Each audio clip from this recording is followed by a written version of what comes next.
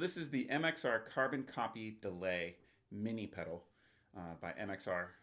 Um, it has the larger version, just the carbon copy delay, which is great. I've had that pedal, but this one saves me a lot of space on the pedal board. You can see I kind of snuck it in sideways on the top of my pedal board. It's been a durable pedal for me. All my pedals have, which is why they're still on my board. Because if I buy a pedal and it starts to malfunction, then I find another brand pretty quickly. So when I use delay, I don't go for a ton of delay. I actually kind of use it to create some ambient sound. Sorry. It just sounds like this, like a.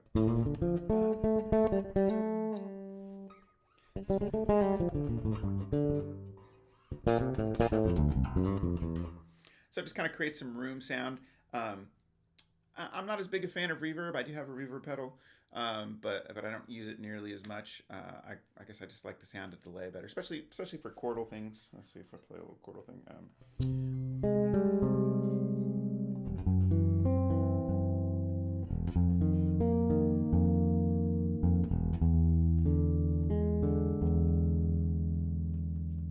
It just adds some body to it. It just makes it a little bit prettier.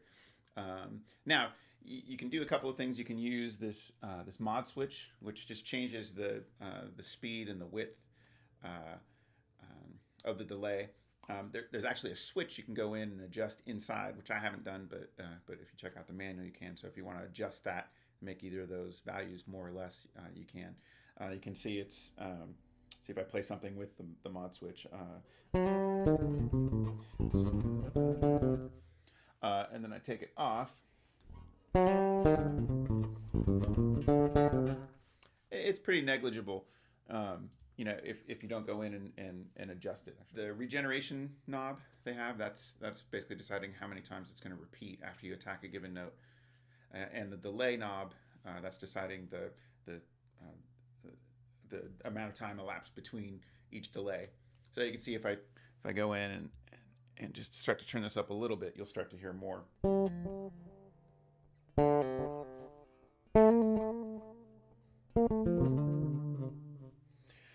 So the more delay you have on it, the harder it is to play tons of notes. It gets a little messy. That can be an effect that you're going for, but if you want to try to sound clean, you kind of have to kind of rein that in.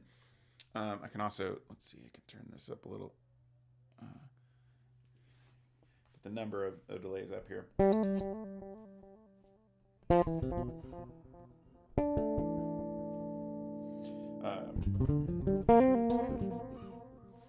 So it's a cool effect.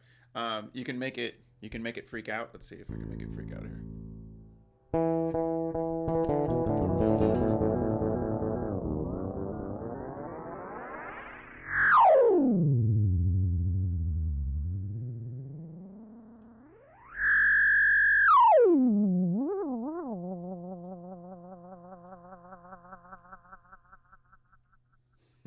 So you can get some psychedelic effects. It can get even crazier on stage. You have it going really, really super loud or mixed with some other effects.